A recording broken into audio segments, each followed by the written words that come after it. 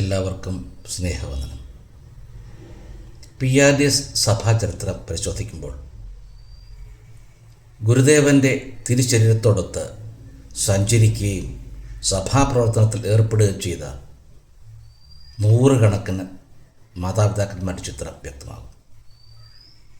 അതിൽ ഞാലിയാകുഴി ആശാൻ അടക്കമുള്ള വളരെ പ്രഗത്ഭരായ പ്രസംഗകരുടെ സാന്നിധ്യവും പ്രവർത്തനവും ഉണ്ടായിരുന്നു.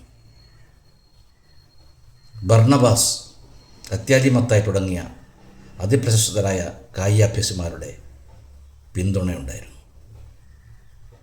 കാനൻ ജോൺ, പുല്ലാന്നി മണ്ഡൽ അബ്രഹാം അടക്കമുള്ള ഒരുപാട് കവികളുടെ സാന്നിധ്യമുണ്ടായിരുന്നു.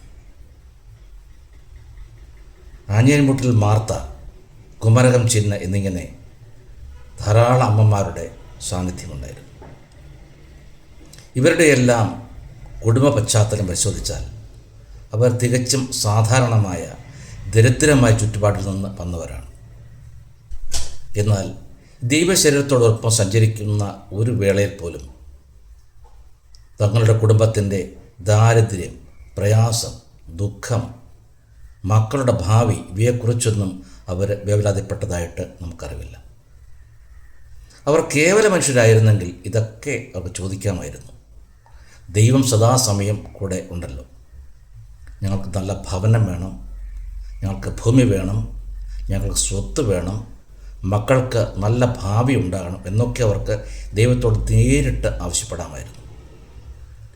പക്ഷെ അവരാരും അതിനൊന്നും മുതിർന്നില്ല. തങ്ങൾ കണ്ടെത്തിയത് തങ്ങൾക്ക് മതിയായ ദൈവമാണ്,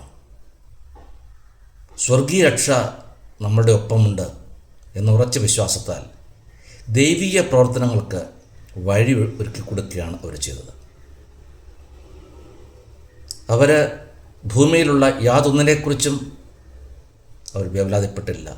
ദൈവത്തിൻ്റെ രക്ഷ ദാനമായി മണ്ണിൽ കെട്ടാൻ വിയർപ്പൊഴുക്കുകയും കഷ്ടപ്പെടുകയും ചെയ്തവരാണ്. അവർ ആ ശരീരത്തെ നിഷ്കളങ്കമായി സ്നേഹിച്ചുകൊണ്ട് അതിനോടൊപ്പം സഞ്ചരിക്കുകയാണ് ചെയ്തത്. ദൈവീയ രക്ഷയുടെ ഭാഗമായി നിന്നുകൊണ്ട് അവർ ത്യാഗങ്ങൾ സഹിച്ചതിൻ്റെയും കഷ്ടപ്പാട് സഹിച്ചതിൻ്റെയും പരിണത ഫലമാണ്, ദൈവാനുഗ്രഹമാണ് ഈ തലമുറയിൽ നമുക്ക് കിട്ടിയത്. നമ്മൾക്ക് നല്ല വീടുണ്ടാകുമ്പോഴും, നല്ല ഭക്ഷണം ഉണ്ടാകുമ്പോഴും, ഭൂസ്വത്തുക്കളുണ്ടാകുമ്പോഴും, നല്ല ജോലി കിട്ടുമ്പോഴും ഒക്കെ നമ്മൾ മനസ്സിലാക്കേണ്ടത് കഴിഞ്ഞ തലമുറ ഏറ്റെടുത്ത ത്യാഗവും കഷ്ടപ്പാടും ഈ ദൈവിക സത്യം മണ്ണിലുറപ്പിക്കാൻ അവർ നടത്തിയ പോരാട്ടങ്ങളുമാണ്. അവരുടെ ആ സൽപ്രവൃത്തിയുടെയും ദൈവിക സ്നേഹത്തിൻ്റെയും ഫലമാണ് നമ്മൾ അനുഭവിക്കുന്ന എല്ലാ ഐശ്വര്യങ്ങളും എന്ന് തിരിച്ചറിയുന്നു. സ്നേഹം.